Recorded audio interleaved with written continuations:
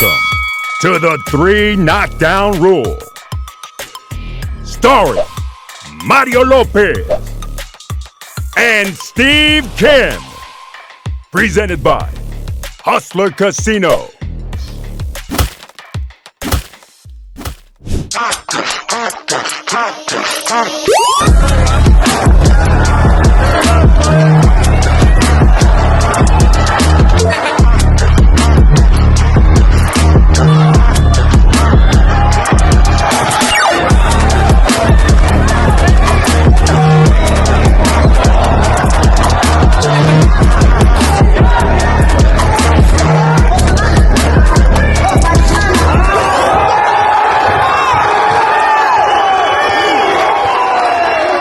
Ladies and gentlemen, the 3 Knockdown Rule is in effect, brought to you by Hustler Casino. I'm Steve Kim, joined by Mario Madness Lopez. Tournament begins this week. Oh, March. You still follow that? You know what? We'll flurry that a little bit later. Shout out to Smoking Tim Frazier on the 1s and 2s over there. And we've got a jam-packed show, the bout sheet, fight recap. It was boxing palooza across the globe. We have a Fundura sighting. He returns this weekend. Ask Mario and Final Flurries. But we just want you to know this podcast is sponsored by Hustler Casino, open 24/7 and located just 15 minutes from downtown LA. If you love poker, then head over to Hustler Casino for the new Cash is King Poker Cash drawings happening every Monday.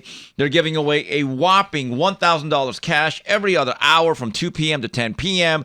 Play at Hustler Casino, located just 15 minutes from downtown LA, if you want to win big. Round 1.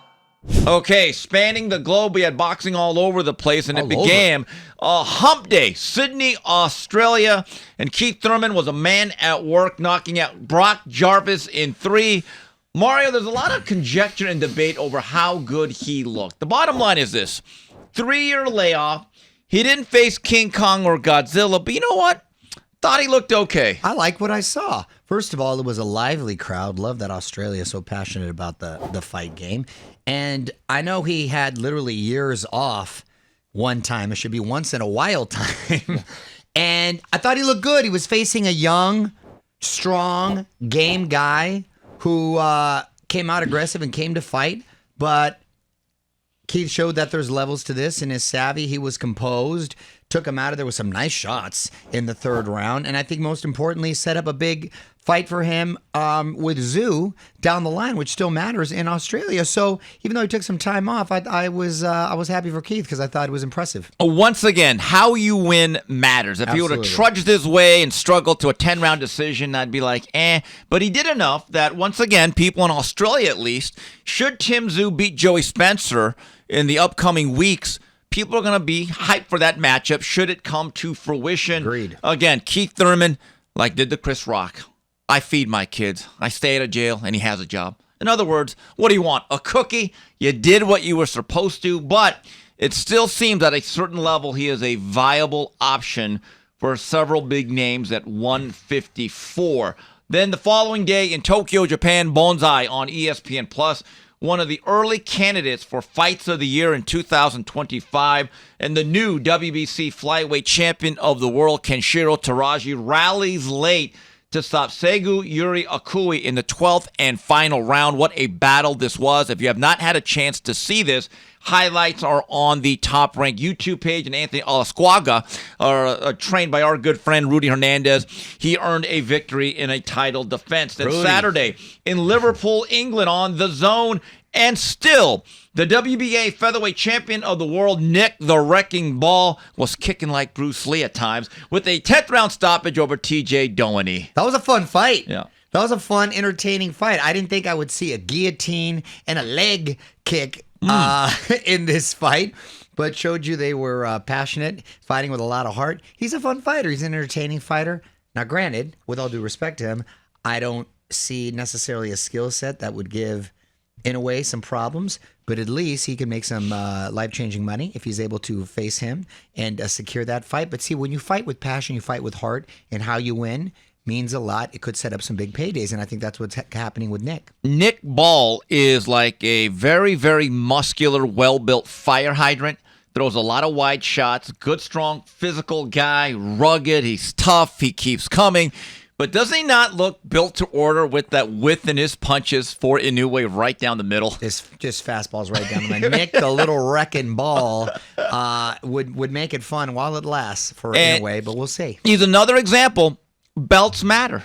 Because the reality is, if he did not have that WBA strap at 126, he would not even be in the discussion for the monster. Exactly. And you're absolutely right.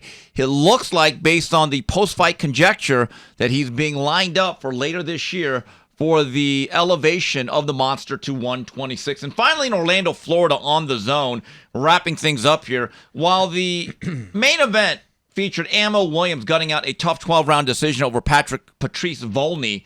I thought the biggest story of this fight was the back and forthing between Edgar Berlanga and his soon-to-be not promoter, Eddie Hearn, while he scored a first-round knockout over Jonathan Gonzalez, who, by the way, was literally out for a decade. He was out because my guy did an armed robbery. Yeah, most fighters get robbed. He robbed. Literally, armed robbery. Was in the can for 10 years, came out, probably made a nice little payday, so good for him. Lasted one round. Berlanga, a little disappointing. He missed weight. They had a contracted weight, and they ended up doing the fight, but he got him out of there like he was supposed to, and started calling everyone out, from Caleb Plant to Munguia to even a rematch with Canelo. I don't think that's warranted necessarily. But I'll tell you what, I like the idea of him and Caleb Plant. I think that's a fun fight. Or Munguia, both of those are fun fights. I'm fine with either of them, but it's interesting that he's saying I'm feeling disrespected. By who? By who? By Eddie Hearn. Well, he didn't put me as the main event reporter. Bro, you fought a guy that had an off, not year, decade. Okay? And the guy, look. And it looked like he hadn't trained in a minute. In about a decade. And the fight was an absolute farce. Right. Okay? You should be thankful that someone's paying you a pretty good amount. Look, Eddie Hearn and him got into a 3-fight deal. Eddie did his job, which was to get him an 8-figure, not 7, an 8-figure payday. That's against impressive. Canelo. Some of Eddie's best work right there. Yes, and by the way, Edgar Berlanga went not on a victory lap, a victory marathon in a fight that he did not win, not one round, not 1 minute. But he thinks, well, and then he wants me to sign an extension. Well, to be fair, if I'm a promoter, I don't know if I'd go all out and want to lose money on a fighter that I have no long-term commitment to, Mario. Well, yeah, it works both ways. You have to have a return on your investment, and you can't be asking much if you're not going to deliver yourself. So you kind of can't blame Eddie. I'm sure he's sort of washing his hands and saying, hey, God bless you and best of luck. It's interesting to see who will sign Berlanga and the potential opponents that I just said. All those are fun matchups that I think could actually be pretty lucrative. And all these fighters that say, I want to be my own boss. Okay, then you know what? Don't even be a co-promoter. Be your own promoter, put up your own money, and have the financial risk, okay? Yeah, well, but good luck with that. The infrastructure you need, that's just nothing but a nightmare. But look, if you do it like on a Puerto Rican Day weekend with him against like a Munguia, or even a Mexican Independence Day weekend with him against a Munguia, could be a lot of fun. Or just him and Caleb Plant, I think the build-up would be a lot of fun. Yeah, that's my personal favorite. Because they don't like each other, and I think that'd be a really good mix of styles. All right, we come back. More of the 3 Knockdown Rule brought to you by Hustler Casino. Catch it streaming live right on YouTube. Welcome to the big leagues, kid. $1.2 million.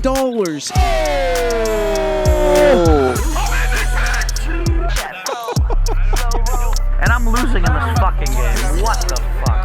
There's a 400K flip. If I win by way, you get 10 grand. Fucking For my fans. Tap. Wow. All in the call. I'm not fucking leaving. Raise it up.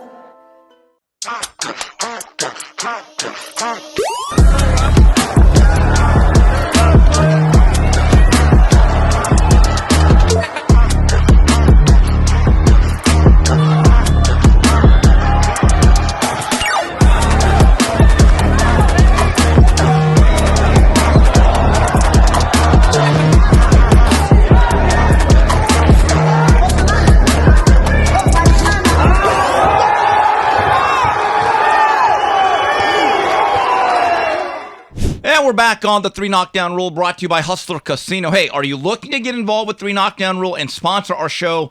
We have some spots available. Please email us at info@boxbid.io. Once again, that's info@boxbid.io. Boxbid is an online platform that helps professional boxers connect with their fans by providing exclusive Fight Week merchandise, memorabilia, and sponsorships.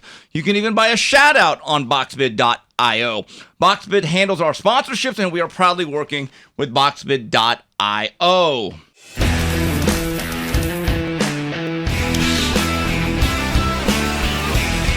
And welcome to the 3 Knockdown Rule. And we have a new segment. We don't do a lot of the gambling. We don't know a lot of the odds and all that other stuff. No, but it's a huge part of sports and a big part of fights. Yeah. And I am fascinated by it.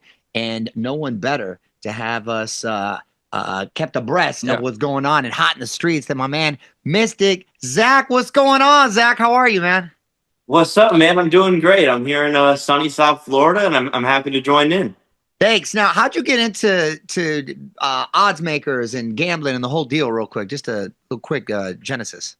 Yeah, I'll give a real quick genesis. When I was 10 years old, my dad went to a smoothie shop. They're doing a football pool. Brought one home for me. I filled it out. He came back a couple weeks later. He walked in. He said, "Hey, are you Zack?" He said, "No, it's my son." He said, "He won the football pool." So that's great. He said, "Yeah, the weird thing was he got all 16 picks right."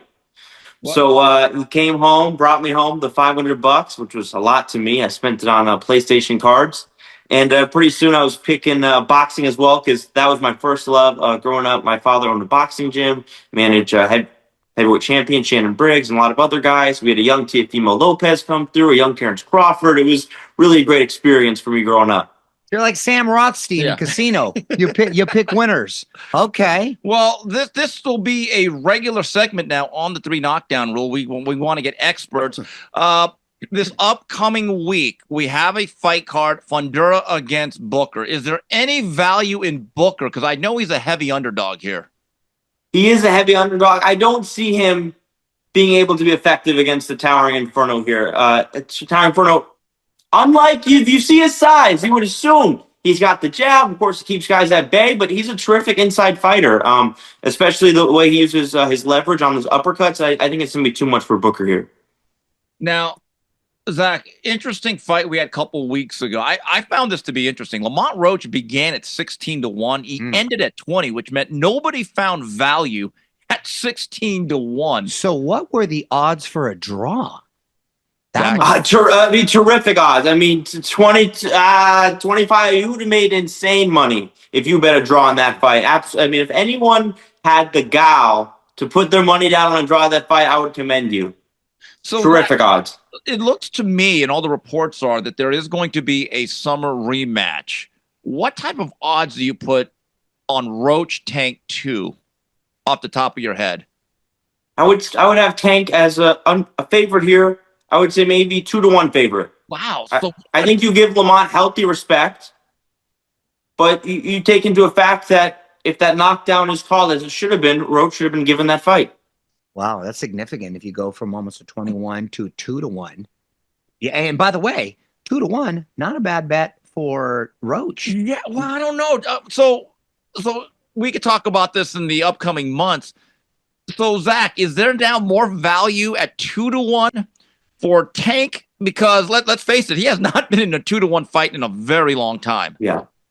No, not since the Ryan Garcia fight, right? I think it's hard to get a look into the mental psyche of a fighter. He has yet to have a draw or a defeat to see how he's going to bounce back. It's an immediate rematch. They say it's going to be fast. We've seen the greats like Floyd Mayweather. Whenever he had a rematch, he came in much better prepared. We saw it against Marcus Maidana. We saw it against Castillo. It was almost like he needed some of those rounds to figure it out. So Tank, very cerebral fighter, very smart in the ring, but it also could have an effect where it really plays on him mentally, because Roach, let's face it, had no fear of him. None. And it's the first guy to really fight Tank toe-to-toe. Those are very solid points, and you're exactly right about that. It's going to be interesting to see how he does react and what the final odds are going to be going into the fight, because they may change. All right, so Zack, welcome to the show. This will be a brand new segment on the 3 Knockdown Rule. We'll get all your picks, and Zack, we look forward to talking to you down the line. Thanks, brother. Thank you, guys. And we'll be back with more of the 3 Knockdown Rule. What's up, guys? Mystic Zack here to give my weekly boxing pick right here on the 3 Knockdown Rule podcast. This upcoming Saturday, we've got the Towering Inferno, the unified junior middleweight champ, Sebastian Fundura, taking on Cordell Booker. The odds makers have Fundura coming in here as a heavy favorite, about 10-1, and I have to say I agree with them here. Booker, and his one big step up in competition, fought against Emma Williams on the Katie Taylor versus Amanda Serrano undercard. He got knocked out in the first round. Sebastian Fundura, terrific fighter. We saw him suffer a knockout defeat to Brian Mendoza, but Booker, 11 career KOs. I don't see him possessing the power to make Fundura pay for his defensive mistakes, and Fundura has a hell of an offense. We've seen him. The way he uses his uppercuts inside, the leverage he can create, very special. Reminds me of Paul Williams, Chico Corrales, Riddick Bowe, all tall guys who could also fight on the inside. In his last fight against Tim Tszyu, his biggest career victory, he showed a much improved jab, was able to keep him on the outside and really make him pay. That was a bloody war where he came up with the victory. I'm excited to see the Towering Infernos return to the ring, and I've got him this Saturday. You can catch my weekly pick every single week here on the 3 Knockdown Rule podcast.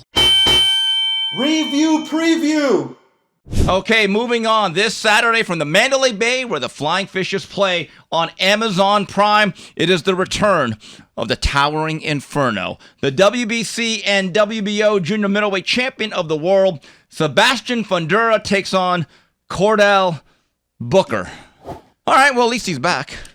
I like Fundura. He's a lot of fun, and I like the way he dusted himself off when he suffered that tough loss, ended up becoming a champion, taking over Tszyu, and I like how he's this Towering Inferno, like we say, this tall guy, but he likes to fight on the inside, and he likes to mix it up. Dude can't see. His glasses are as thick as could be. His sister fights, just everything about him is just a lot of fun, and I like that he's keeping active. Look, the show must go on. I know Spence, that would have been much more fun to see, but at least he's staying active, and that's what we preach around here. Well, he's staying active for this year. Keep this in mind. When he upset Tim Tszyu in that bloody battle, that was March 30th of 2024, and you're right. The Errol Spence situation hung him up because hung him up. You can't blame him for that. We kept thinking, okay, they're going to fight in the fall. Then the fall became winter. Then it became sometime in 2025 to, okay, you're fighting Cordell Booker. So that's what I'm saying. You can't really blame him because that was a big name and a big money fight for him. So when the situation is like that, you can't point fingers. I don't know if this means anything, but Booker's not a bad fighter. He's 23-1, 11 knockouts, but keep this in mind. His one loss, he was stopped in one by Ammo Williams, but he's on a 6-fight winning streak, so best of luck there. Yeah. Looking at the Ring Magazine rankings at 154, Mario, number 1's Crawford, who may not be in that division anymore. Number 2 is Virgil Ortiz. 3 is Madrimov, which I think they have not updated the rankings yet. Number 4 is Bakram Murtalazayev, who's a belt holder. Number 5 is Fundura. Number 6 is Sergey Boachuk.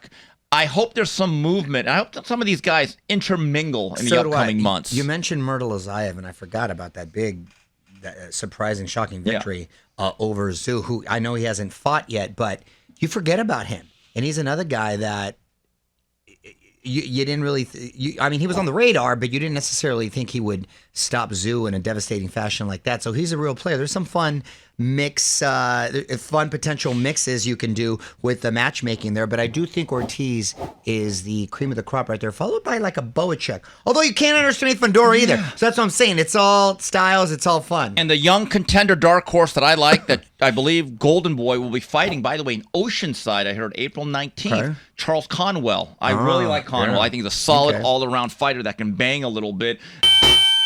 News and notes. And Mario, some pretty good news here. I believe Gennady Golovkin has actually willed his way to having Olympic boxing back in 2028. That's awesome. Congratulations to Triple G. Love me some Triple G. He saved Olympic boxing. Continuing to do God's work. Yeah, and one last news and note here. Canelo Skull, May 3rd in Saudi Arabia. Turkey Al-Sheikh has announced the undercard, which will include Jaime Munguia against the man that upset him, Bruno Marsorase. And then Dad Bod Bakoli. Doesn't matter that he lost. He's coming back against Efe Ajagba. That's going to be a fun little bombs card. Away. Yeah. And that'll be Boxing Palooza. Labor Day, or not, Cinco de Mayo weekend in early May. We're going to have to watch that together. We are. Because I have to be here in town, so we'll watch that together. Although I might be in Las Vegas because Inoue, Sunday. Don't forget that. So yeah, but we'll watch the Friday one of these. Okay. Mario. You ain't going out there 3 days early. Why wouldn't I? It's Vegas. Give me a break. Oh, well, you're a big partier now? You hit the tables, do you, Ken? What happens big baller there out here? Stays there, yeah. Anyway, moving on.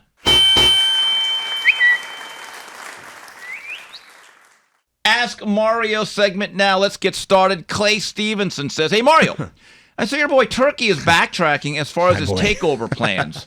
What made him go Cyndi Lauper and have a change of heart? Now, I don't know if you heard this. I like the reference. That's a good reference. He did a space, believe it or not, and he basically, hey, we're working everybody. We're not trying to drive out anybody. So they did kind of a 180 from what Dana said. I found that's interesting. Well, I don't think he said he was going to exclude everybody. I just think Dana's more like, we're going to do our own thing. That may or may not include everybody. So, again, they're figuring it out, but I think Turkey still has relationships with everybody, so why would he want to upset anybody? And by the way, no system of boxing, no matter who runs it, will work without increased activity and everybody being inclusive of one another. I don't want to hear any more about sides of the street or exclusive contracts or we're not making other people rich. That has been the issue with boxing foremost, I believe, for the last 20 to 25 years. James in Sacramento. Hey, fellas, Lennox Lewis claimed that Riddick Bowe ducked him in 92 and Tyson ducked him in 95. Who would you favor in Bowe Lewis 92 and Tyson Lewis 1995? Bowe Lewis in 92. They fought in the amateurs, didn't they? He knocked him out. Lewis had in the Olympics in Seoul. One round, Bowe got knocked out. I think that would have carried over. I think Lewis...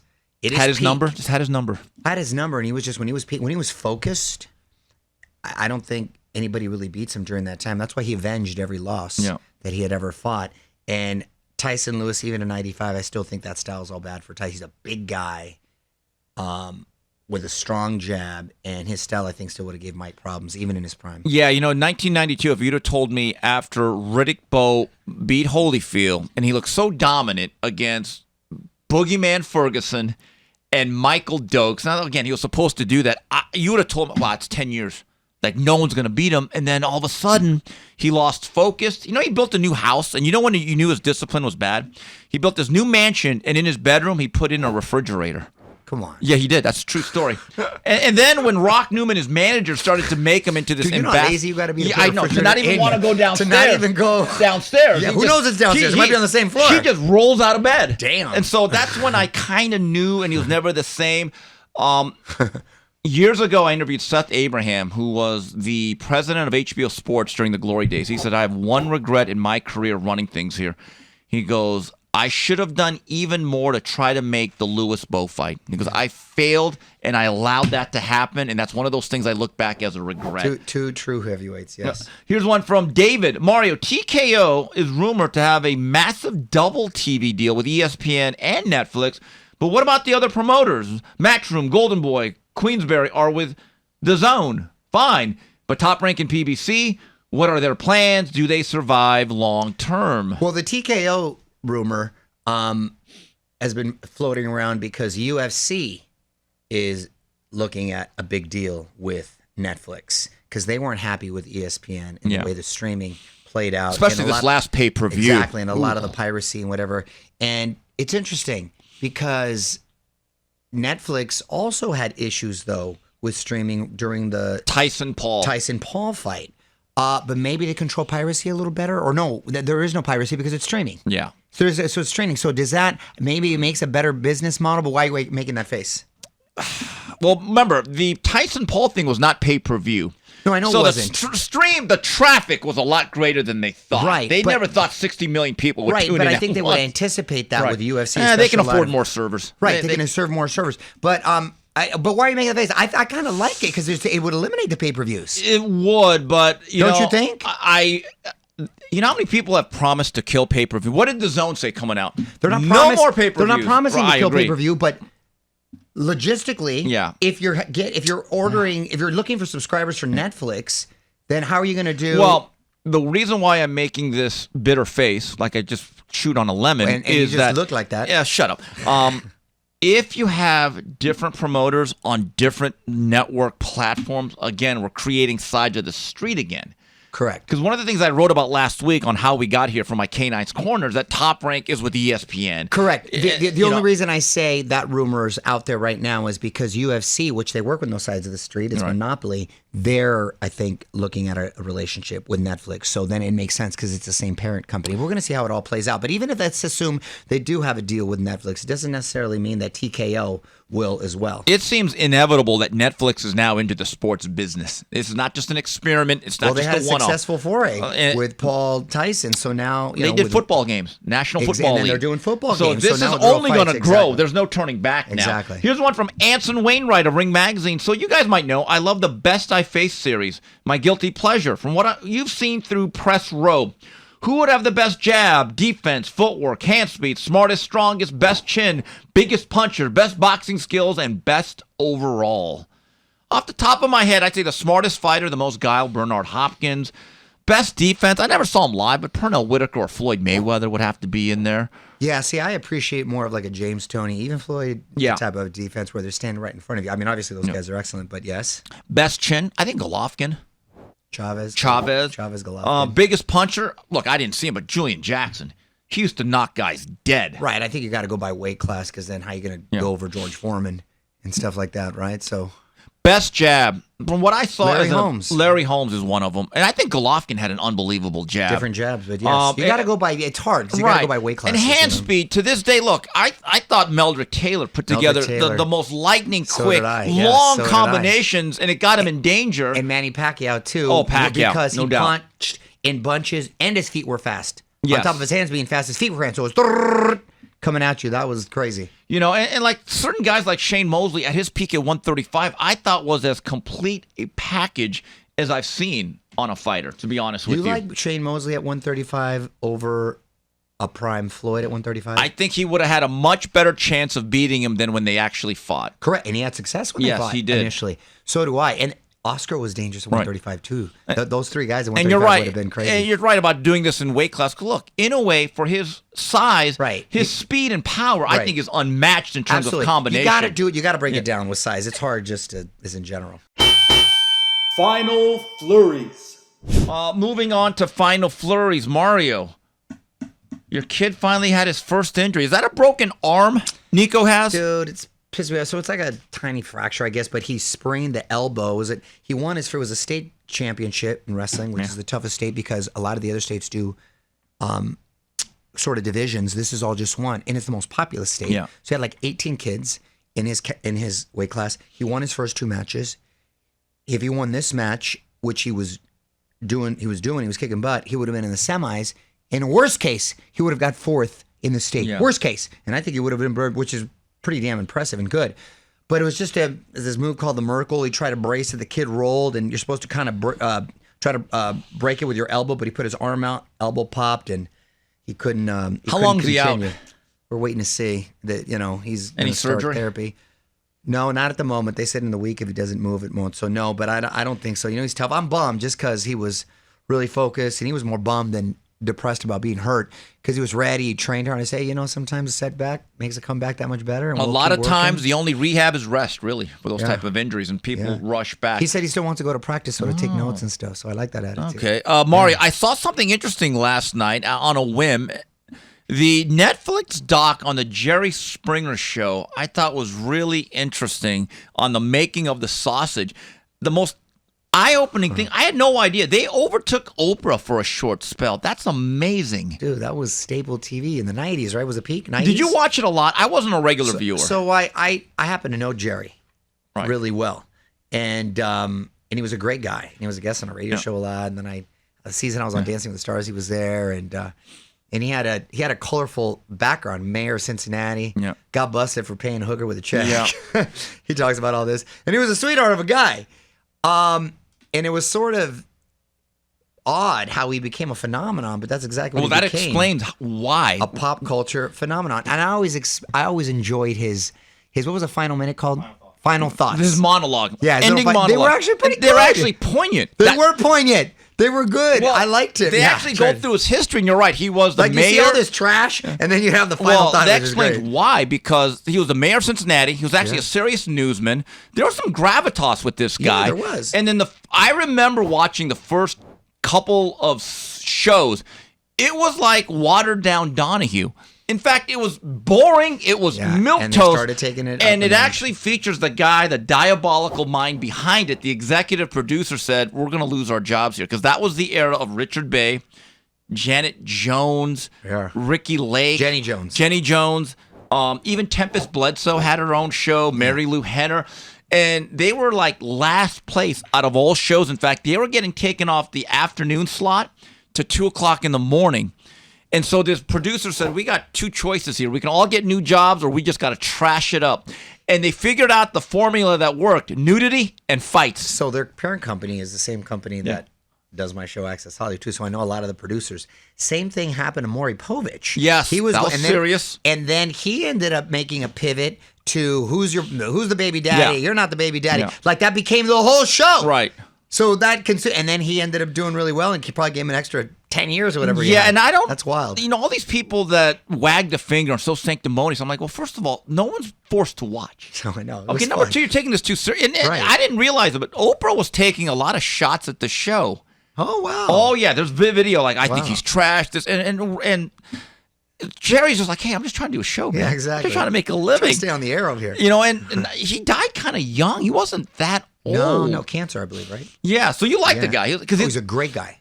I love the guy. He was a super nice, sweetheart of a guy, represented nothing in the show, and he would say, oh, the show's trash. We just deal with it. And it was. Right, and he would talk about and that. it was implicated in a murder, in a love triangle, and that was one of the dark spots that they... Jerry was? In the Jerry Springer show. Are you talking about Jenny Jones? Because I know Jenny Jones had one too. Oh, it was but another the one. Springer one had one that I didn't even know about, and it actually spoke to family members. So there is a dark side, but part of me is like, well, wait a minute. These people want their 15 minutes. Yeah, I mean, of course. So, and they do background checks and vetting and all that. So I put a pause on all the docs that I've been watching because I needed to catch up on some shows. You haven't seen Paradise yet on Hulu? Not yet. You got to watch it, dude. It's pretty good. It won me over. It's good. And then 1923. You don't watch 1923? Now, what's that about? Dude, you don't watch Yellowstone or any of the shows from... Oh, my God. These are the best shows on TV. 1923 is great. Is that with the Depression? No, it's what preceded Yellowstone. It's like a prequel, but it's shot beautiful with Taylor Sheridan, big fight fan, just right next to him, next to the UFC. He just trained with Caleb Plant, as a matter of fact. He's the one that does 1923, Yellowstone, Tulsa King, Lioness. He's like the most prolific producer right now. Great guy, huge fight fan. Anyway, that show's great. And then I've been watching White Lotus. White Lotus. That sounds very Asian. On Max. Dude, this guy don't know any of the shows that are popping right here. You're still out there watching Waltons. You got to get caught up with these shows. These are pretty good. These have been pretty good. So I can't talk to you about any of this. So when I finish up White Shadow again, I'll probably get to some of this. All right. White Lotus. By the way, programming reminder, this will be our last quote-unquote regular show, but we are banking some evergreen additions. So when you're gone now, you're going to be gone for the next 3 weeks doing what? 3 weeks. Well, we have one more show. Remember, we have one more show this Friday, don't we? We have two banked. There will be two banked. Yeah. Doug Fisher. Are we not doing one this Friday? Yeah, we are doing this Friday. Doug Fisher's in the can. Yeah. And then we have Jim Lampley scheduled. That's and then true. we're going to take a week off, and you come back in early April, correct? Right. We also did a little interview with Floyd Mayweather. Okay. That we'll throw in right there. Yes, I'm going to Buffalo, New York. Can't think of a colder place to shoot a holiday movie. So I'm going to be out there for a few weeks, and then I'll come back and raring to go. You ever been to Buffalo? No. Right by Niagara Falls. Yes, it is. It's a nice, Actually, I've been place. to Buffalo. Called a fight there years ago. Really? Yeah, it's a nice area. It is a nice area. It's a little cold. But it's a nice area. Home, of course, to the Buffalo Wings and the beef on wax sandwich. That's a hell of a good sandwich. Okay. All right, well, that's it for this week's edition of the 3 Knockdown Rule, brought to you by Hustler Casino. On behalf of Mario Lopez, Smoke, and Tim Frazier, this is Steve Kim saying, till next week, goodbye, everybody.